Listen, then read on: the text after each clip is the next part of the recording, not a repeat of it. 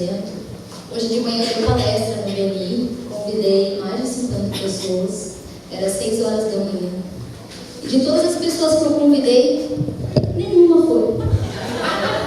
Agora, quando eu falei que viria aqui hoje falar sobre as cagadas que eu já fiz na vida, quando eu falei que viria aqui hoje falar sobre as cagadas que já aconteceram, tem um monte de gente conhecida, um monte de amigo, então muito obrigada, bom saber, a próxima vez que eu precisar da presença de vocês, eu vou falar que eu só vou falar de cagada, e aí eu percebo que atrai mais a atenção do pessoal. Muito obrigada pela presença.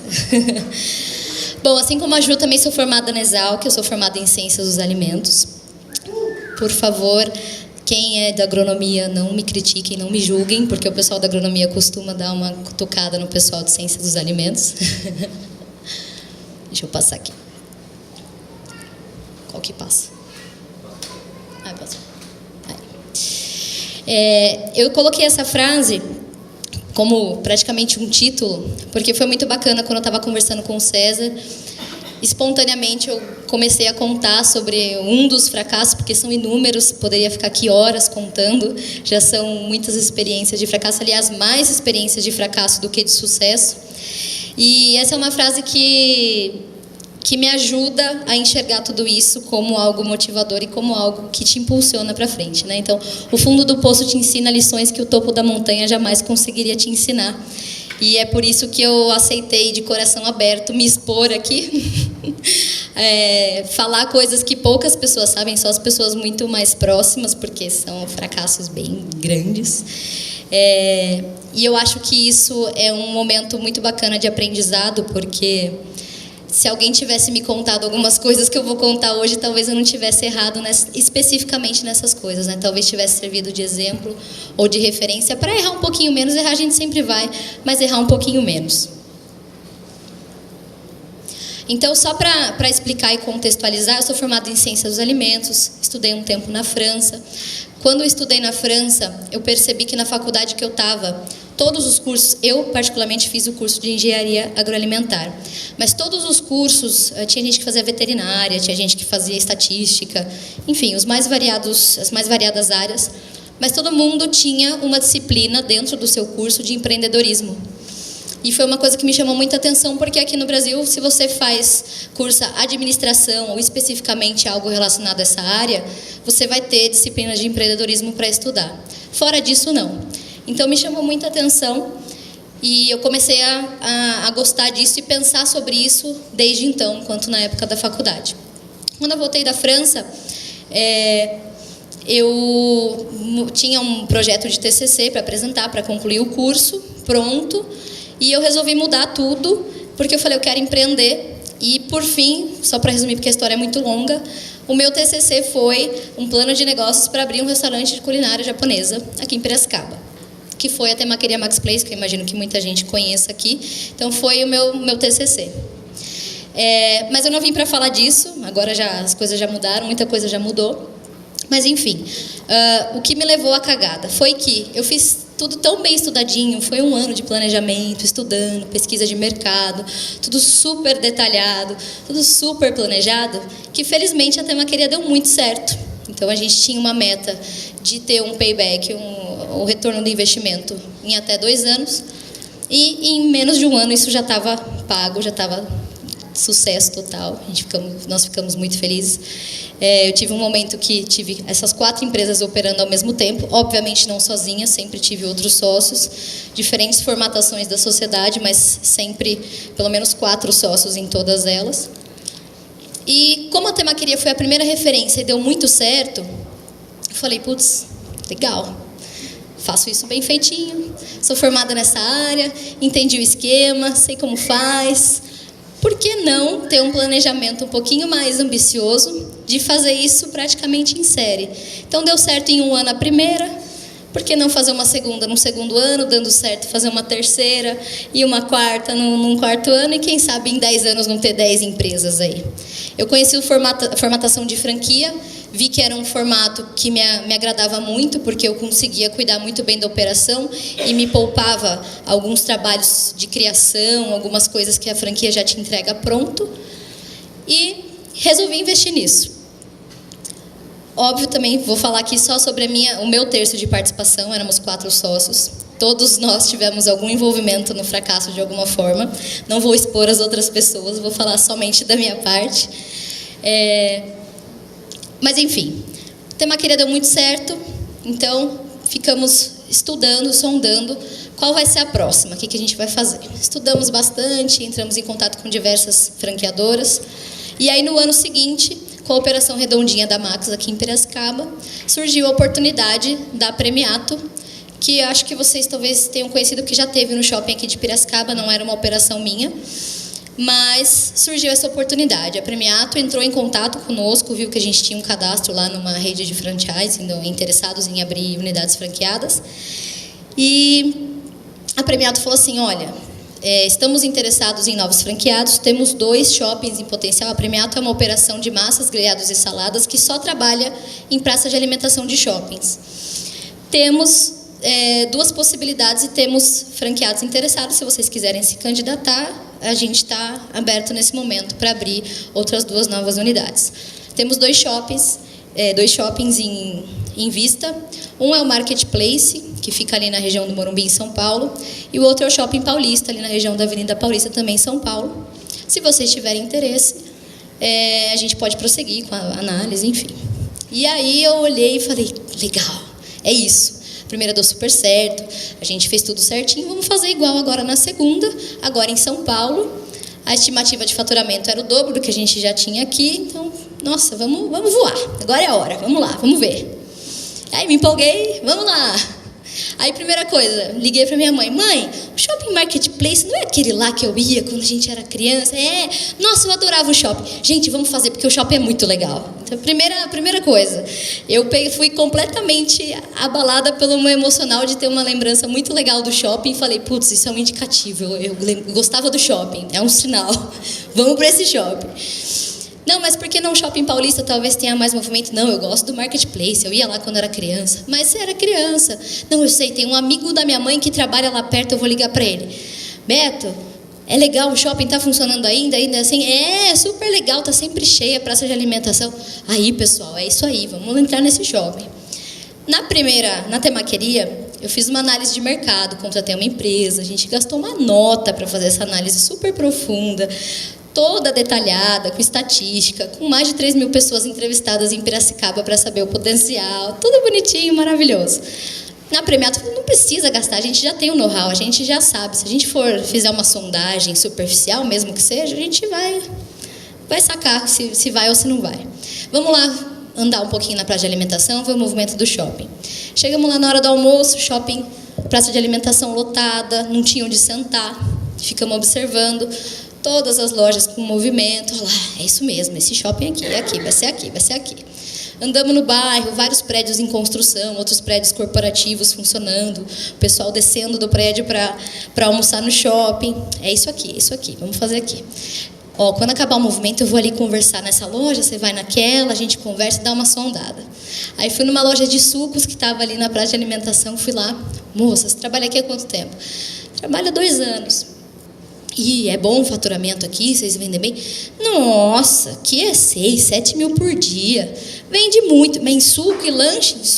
Falei, sim, suco e lanche vende 6, 7 mil. Imagine uma operação da Premiato, que tem um ticket médio alto. Vai ser maravilhoso. Falei, gente, não tem nem o que questionar. Vamos entrar, vai dar super certo. Vamos. Aí já fiquei empolgada, já empolguei todo mundo se empolgou. Vamos entrar. Para começar, 300 mil de CDU, que é a seção de direitos de uso do shopping. Então, 300 mil só para sorrir dentro do shopping, basicamente isso. E aí, em termos de obra, operação, máquinas, equipamentos, todas taxa de franquia, todos os outros detalhes, mais 420 mil reais. Um total de 720 mil reais, dividido entre os 4 sócios. Obviamente, a gente não tinha o montante inteiro, então financia as máquinas aqui, pega emprestado ali, vende o carro ali, enfim. Esse foi o investimento total, negocia, parcela. Vamos lá, vai dar super certo, contrato de 5 anos com o shopping. Vamos que vai! E no primeiro ano foi super bacana, vendeu bem, era uma operação nova dentro do shopping, todo mundo se sentia, nossa, tem uma operação nova, tem comida nova, né? O pessoal ali trabalhava ali 5, 10 anos no corporativo daqueles prédios ali perto, então era novidade. A gente vendeu muito bem, realmente não precisava fazer muita coisa. E aí, antes de entrar nessa parte, e aí o que aconteceu? A gente continuou operando muito bem por um ano, e no segundo ano, bom, deu certo o nosso plano. Primeira loja, ok, indo muito bem. A segunda, dentro dos planos. Vamos abrir a terceira. Vamos abrir o Bolo da Madre. Abrimos o Bolo da Madre. Então, num determinado momento, ficamos com 3 operações funcionando. Antes de eu contar o desfecho da história, eu coloquei isso aqui porque me fizeram essa pergunta na semana passada. Falaram assim, eu tenho um desafio. Pense em algum momento em que não houve crise no mundo. Sempre em algum momento... ou está rolando uma crise financeira em algum lugar, ou uma crise política. Se não tiver em algum lugar, em algum país, ou aqui como a gente vive, está rolando uma crise financeira pessoal, uma crise no casamento. Então, é óbvio que veio o momento da crise e das coisas que a gente não tinha planejado, da parte ruim. Primeiro aprendizado. Boa vontade e entusiasmo não necessariamente convertem em um negócio. E essa é a primeira coisa que eu aprendi a ser um pouquinho mais pé no chão. Por quê? A pesquisa de mercado que eu fiz no segundo negócio foi totalmente diferente da primeira, que foi muito mais embasada e profissional. Então, uma sondagem superficial também não diz nada. E o seu feeling não necessariamente vai dizer alguma coisa. E, por último, o tempo de negociação. Por que eu falo isso? Porque no primeiro ano a empresa foi bem. Quando chegou no segundo, ela já começou a empatar, mas já não dava lucro. Não dava prejuízo, mas também não dava lucro. A gente começou a ficar preocupado e falou, se continuar nessa tendência, a gente vai quebrar. Vamos colocar a venda. Colocamos a venda, até porque estava cansativo se deslocar, mesmo revezando entre os sócios e ir para São Paulo toda hora, morando aqui em Piracicaba. Vamos colocar a venda. Apareceu uma pessoa, fez uma proposta. Eu vendo 300 mil reais. A gente falou, nossa, gastamos 720 mil. Vender por 300 dá uma dor no coração. Não vamos vender. Não vamos vender. Pede 500 pelo menos. 300 não dá. Aí começou, obviamente, a briga entre os sócios, vários desacordos. Não, mas eu não concordo com isso. A falha foi sua que não fez isso. Se você ficasse todo dia na loja, isso ia mudar. Se você cuidasse melhor do financeiro, isso ia ser diferente. Se você cuidasse melhor da operação. E aí começa aquela discussão entre os sócios. Por fim, perdemos o time da negociação porque depois de alguns meses a gente decidiu, ok, vamos vender por 300 mil, a gente para de brigar. E aí a pessoa já não queria mais comprar por 300 mil. E aí, o que aconteceu no quarto ano? A gente já estava empurrando com a barriga a operação. Ninguém mais queria comprar. Apareceu uma pessoa que parecia ser uma luz no fim do túnel para a gente não sair com tanto prejuízo, que ofereceu 150 mil. A gente aceitou. Aí a pessoa acho que fez uma análise melhor. Falou, não pago 150 mil. Nem isso, porque a operação está afundando. Eu compro os equipamentos, 40 mil aí eu compro aí, e depois a gente vê o que faz. E por fim, depois de muito enrolar, brigas entre os sócios, empurrar com a barriga, a gente foi praticamente obrigado a aceitar vender por 40 mil e entregar o ponto. E transformamos em 4 anos, veja que case de sucesso, 720 mil em 4 anos, em 40 mil. Parabéns, palmas para mim, por favor.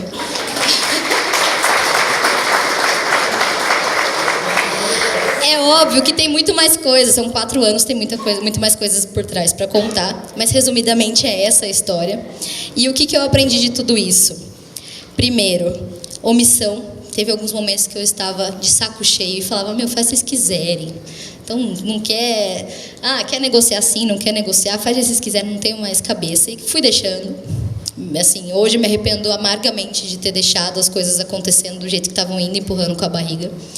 Segundo, briga de egos, porque chegou num ponto que os sócios falavam, não, foi a culpa do financeiro, não foi culpa do operacional, foi culpa disso, foi culpa daquilo. A gente estava mais preocupado em encontrar o culpado do que encontrar uma solução que fosse menos dolorosa para todo mundo, e sendo que estávamos todos no mesmo barco. Errar em primeira pessoa, hoje eu assumo e venho aqui com louvor, feliz de falar sobre minhas cagadas, porque na época eu não falava, eu achava que era tudo culpa de todo mundo, menos minha. Pensar no custo de oportunidade. O que eu poderia estar fazendo com aquele dinheiro ou com o meu tempo naquele momento, em vez de estar sofrendo e brigando, empurrando com a barriga. resiliência, ser forte, ser persistente, mas não ser tonto de ficar persistindo numa coisa que não está dando certo. E uma coisa que me falaram recentemente e eu não tinha pensado é ter um plano de fracasso. Óbvio que ninguém quer fracassar, mas assim, até que ponto a gente vai, né? Se eu for para fracassar, até onde a gente considera que fracassou é melhor a gente parar? A gente não tinha isso. Então foi afundando, chegou num ponto que a gente já não sabia mais se era o fim do poço ou se ainda dava para afundar mais. Talvez se a gente tivesse se preocupado com qual seria o limite aceitável para a gente parar e retomar as rédeas ou vender logo, isso não teria acontecido. E não falhar no mesmo ponto. Em muitas coisas a gente insistiu. É isso não é, e repetiu o erro. Então, são coisas que assim, hoje ficam como lições preciosas, se eu puder passar alguma coisa para vocês. E aí, obviamente, depois de tudo isso, eu também, assim como ela disse, fui buscar estudar. O que eu fiz? Eu errei na operação, eu errei no financeiro, eu errei no meu comportamento, o problema era eu, o problema era o quê? Né? E óbvio que é uma soma de vários fatores. Mas uma coisa que me marcou é a respeito do comportamento humano. Tem pessoas que têm algumas atitudes de mentalidade fixa e as de mentalidade de crescimento. E houve uma época que eu tinha uma mentalidade fixa, que são esses dois primeiros casos, né? Quando algo ruim acontece com você, você tem 3 escolhas. Deixar isso definir você, deixar isso destruir você. Por muito tempo eu deixei e falei, é isso mesmo, não sei por que eu quis empreender, eu sou uma fracassada e acabou, é isso aí. Ou fazer isso te deixar mais forte e estudar, ver onde você errou e tentar fazer um pouquinho melhor na próxima. Estou muito mais feliz agora tentando desse jeito. É isso, muito obrigada.